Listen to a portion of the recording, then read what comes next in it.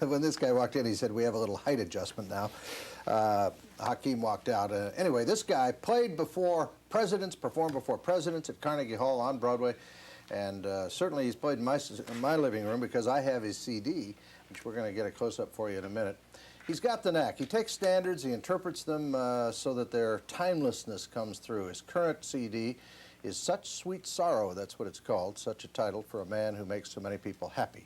Michael Feinstein is here. Welcome, Michael. Thank you. As I said, I'm a big fan, and then I found out you're from Ohio. Yes, Columbus. I'm from Ohio. I'm Are from you? Warren, Ohio. Warren. And I graduated from OU in Athens, Ohio, so... The party school. Yeah, the party. Well, it's funny, I've said that on this show. I said the whole reason I went there was that they told me it was a party school. But it sort of turned about the year I got there, and they actually wanted us to study, which was a severe shock to my system. Not much. I mean, I had to study.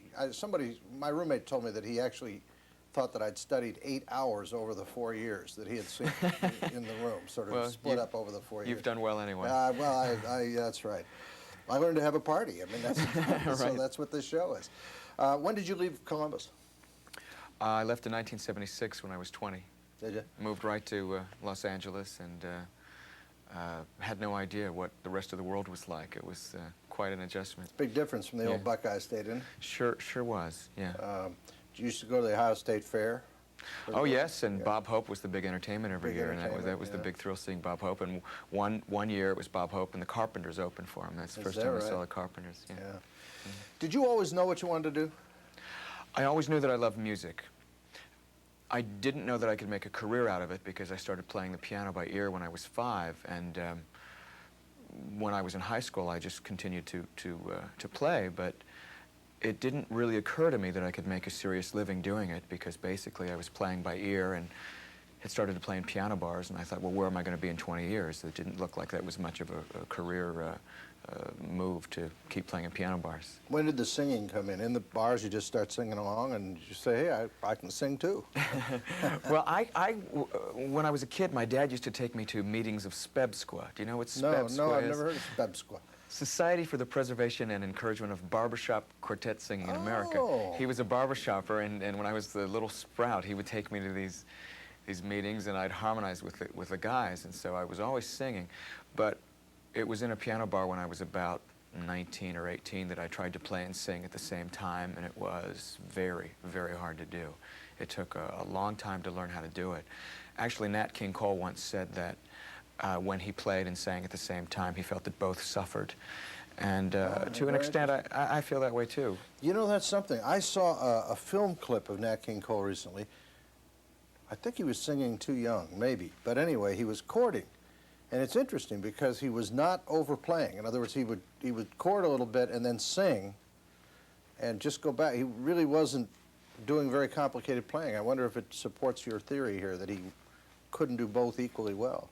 It's hard because it's kind of like splitting the brain into two pieces, and I find that when I do play and sing at the same time, which I do 95% of the time, I have to kind of let my fingers go where they're going to go, and I don't really think about the accompaniment. It just kind of happens. It's a very strange thing because if I really consciously start thinking about what my hands are doing, I'll get all screwed up. Is that right?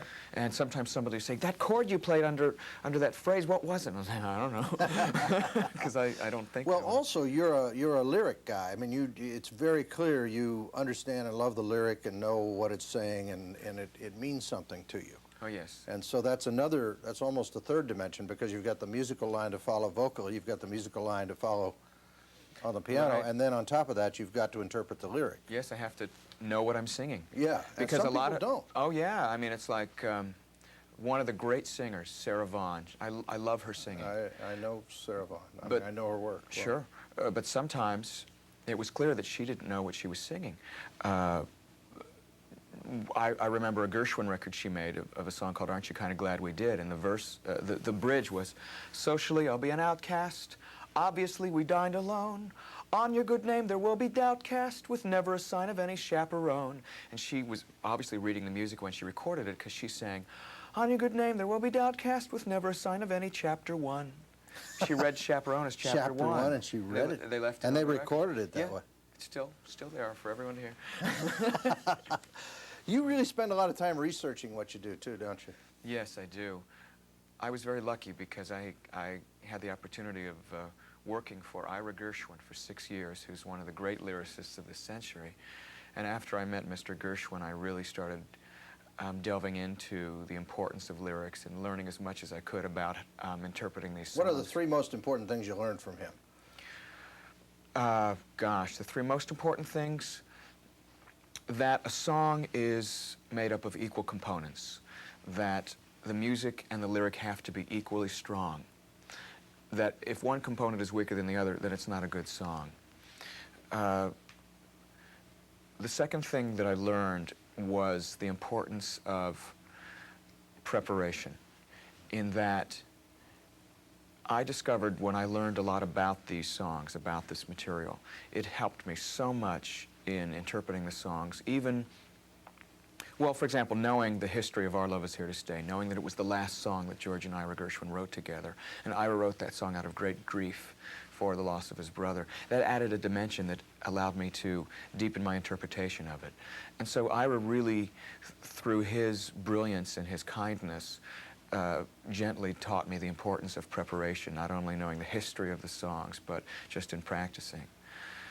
The third thing that he taught me really was about life, because I met him when I was 20 years old and was there till I was 26, and those are years that are very important in anyone's life. And he taught me a lot about humanity and about how one could be a world-famous person and still be very accessible and be a good person, because I'd met so many celebrities that were really on another planet. And Ira taught me that you have to stay connected to the real world, and celebrity is fleeting and really in the long run means very little. Has that affected how you, as you've become more famous now and play for presidents and everybody knows who you are in show business, and you're a star, but you're also seen as a very down-to-earth kind of nice person. Is that what that came from his lessons? Yes, and I'm always trying to keep my ego in check, because it's a constant struggle when one is surrounded by people that want to yes you and they want to make you feel good as opposed to telling you the truth. Is there anybody in your life who can tell you the truth and say, Michael, this is BS? Rosemary Clooney. Really? Rosemary Clooney is a very close friend, and we speak on the phone constantly, and she'll tell me what nobody else will say. Really? Yeah. What's the worst thing she ever said to you? I don't know what the worst thing. When my first album, I hadn't had any recording studio experience, and I was singing a duet with her. She agreed to do a duet with me, and I was nervous, and I was singing a line, and she said, honey, you need to smile when you sing that line because people will hear that on the record. And if anybody else had said it to me at that time, I might have, taken... Freaked out, yeah. Yeah, but she said it in a way that, oh, okay, I get it. And I did, and I've never forgotten that. Whenever I go into the studio, I always think of Rosemary. Rosemary is an interesting person because to many people, they think of her as sort of a singer from the 50s that had her best days in the 50s and so on. She's a real singer. I mean, she is somebody who does subtlety in records that if you listen to them over and over, I think real aficionados of music love what she does. She is my favorite singer of Really? popular song, of American popular song today, because of her intelligence and her connection. She has everything that I could want to hear an interpreter of songs do. And she started her career singing these things like Come Out of My House, Bacia Me, Mambo Italiano, and she was typed by doing those hits, but she's, for my money, the greatest. Yeah. What about male singer? Who do you like as a male singer of popular music? Oh gosh, I love Jack Jones. What a great voice. He does have a great voice. Vic Damone. I mean, if you talk about natural pipes. Oh my God, it's incredible. I've never met Andy Williams, but I'm a great fan of his. Perry Como for his effortlessness. He acts like he's just throwing it away. He acts like he's half asleep. I saw him, one of the greatest things I ever saw was about 1964 or 5 at a rehearsal we were doing. I was doing a show called The Mike Douglas Show in those days, and Perry Como and I forget who the female singer was, but I watched Perry go through a rehearsal, and if it'd been on an oscilloscope, you wouldn't have seen anything No move. blips. I mean, just moved across effortlessly, as you say. We're going to have you do something. What are you going to do for us on the piano when we come back? I'm going to do a medley of 3 different songs. The first one will be from the Such Sweet Sorrow album. Then I thought I'd do a Harry Warren and a George and Ira song. Okay. Michael Feinstein's our guest tonight. He is a favorite of mine, and if you haven't heard him, he'll be a favorite of yours. I can't imagine that you wouldn't have, but stay tuned. We'll be right back after these messages. I love a piano. I love a piano. I love to hear somebody play on a piano. A song of Hollywood and bring back memories. Memories of movies full of melodies and dancing girls shot in formation from above, and lovely words that made us fall in love. Okay, we're back with the terrific piano player-singer from Columbus, Ohio. Michael Feinstein's here. We were talking about Johnny Mercer in the break. I met him. In fact, I did a show with him. I envy you. Many, many years ago, and it was my favorite. What do you do of Johnny Mercer? What type of stuff do you do of his? Well, he wrote so many great songs. Give me an example of something he did so they know who we're talking about. You're just too marvelous for words, like glorious, glamorous, and that old standby amorous. Oh, he was so good. I love that. And he wrote, Laura is the face in the misty light. he has dozens of standards. Yeah, yeah. He wrote I'm some. gonna love you like nobody's loved you, come rain or come shine. Yeah.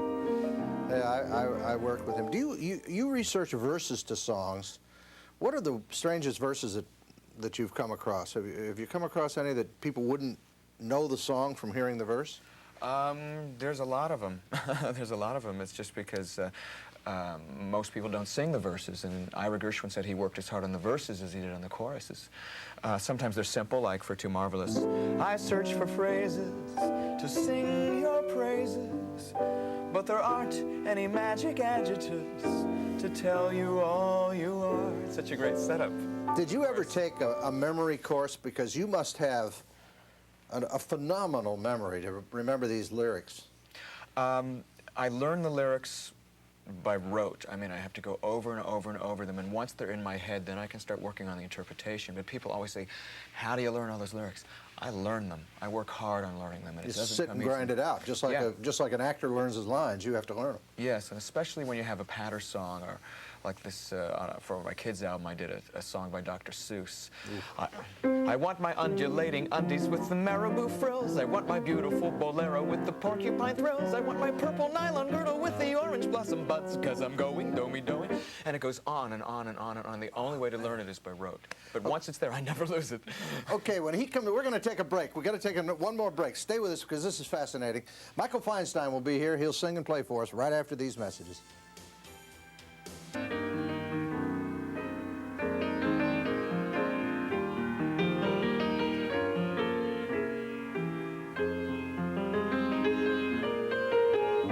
That's the CD on your screen, Such Sweet Sorrow, Michael Feinstein. When are you going to be playing in New York again so people can come and see you? Periodically you go out. Do you just go out to get in touch with live audiences again, or to try out material? Or why do you don't need to work in clubs or what have you? Well, I love performing live. It's my favorite thing to do. The interaction with the audience is great. It's exciting, and I love taking requests from the audience, and there's nothing like it. Well, let us know when you're going to work in New York again. We'll plug it on the show and get the place packed, and I'll be there. Okay. All right. Great deal. How did your family react when you got to be a star? Because, I mean, when you're a kid, you go to California, you're 20, you get a job, you're kind of a young guy working for Ira Gershwin, and then suddenly you're a guy with CDs, you're all over television, the president invites you down there, and you get to perform. How'd your family react to that? They say, you know, I always knew Michael could do it, or what a shock. Well, my parents were not surprised because I have been playing the piano for so long, and of course they expected it to happen. My mother is a tap dancer, still takes class twice a week, and she... How old is she? She's in her mid-60s. Really? And she had considered having a professional career as a tap dancer and didn't follow that. And she later told me that I fulfilled the career dreams that she had, so she's very proud. Was she a stage mom? Did she push you to get out there a little bit? No, my parents never pushed me to do Really? anything. As a matter of fact, I never went to college, and all my friends were taking their SATs and getting ready. And I went to my parents. I said, "Aren't you going to ask me if I'm going to go to college?" And they said, "Well, you never said anything about it, so we figured you didn't want to." I'll be there. Oh. That's incredible. Most Yes. parents would just pound you Yes. and pound you. Not my parents. I wasn't bar mitzvahed either because I said I didn't believe in it at the time, and they said, "Okay, well, if you ever just decide, fine, but if not, that's okay." Never sorry you weren't or didn't or? No, even though someone told me the other night that if the son is not bar mitzvahed, that means that all of his sins are assumed by the father. Oh, So I your guess it's my dad's problem. Your dad's walking around very depressed, by Yes. the way. You know? Well, all right. Tell me what you're going to do for us again. I'm going to do 3 ballads. The first is by Dietz and Schwartz, and it's from the new recording, Such Sweet Sorrow.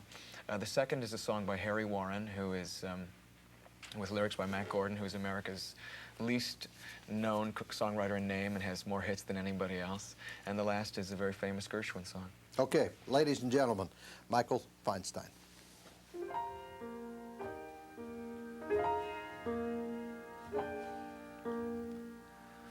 I see your face before me,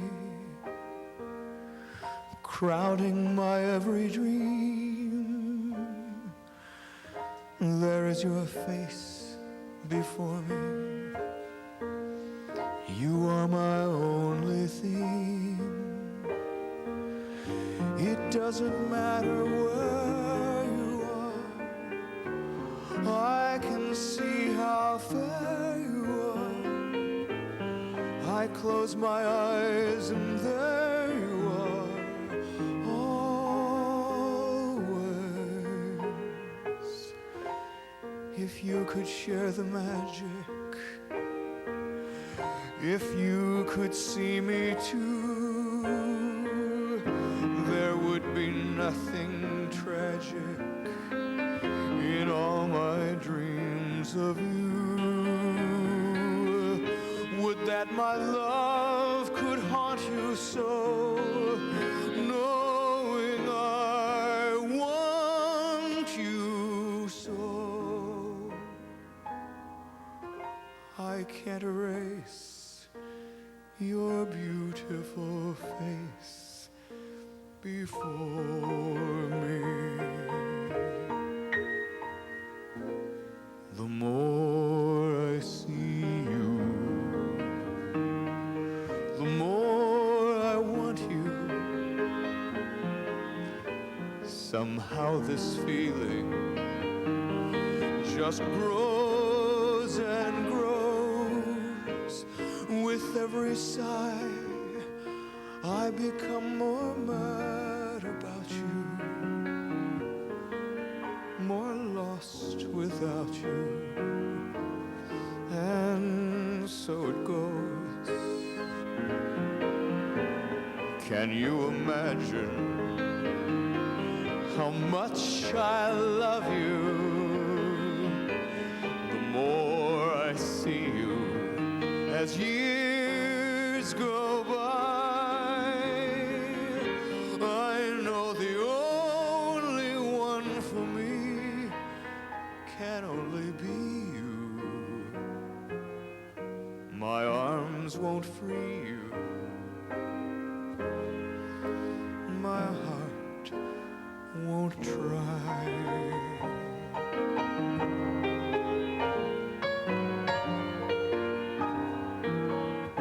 The way you wear your hat, the way you sip your tea, the memory of all that. Oh no, they can't take that away from me. The way your smile just beams, the way you sing off key, the way you haunt my dreams. Oh no, they can't take that away from me.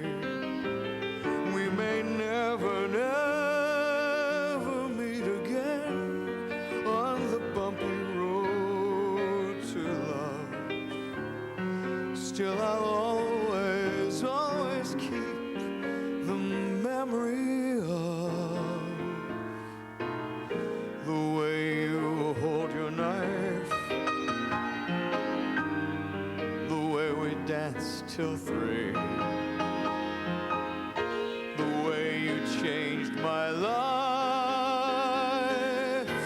No, no, they can't take that away from me. No, they can't take that away. Can't take that away. Can't take that away from me.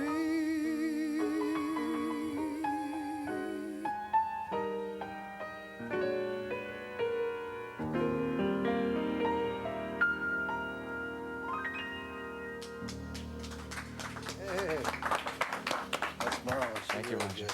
You're just wonderful. Thank you. Is anybody writing songs like that anymore? I mean, we see all these young kids. They're writing songs of love, but not for me. There are lots of wonderful people writing, actually.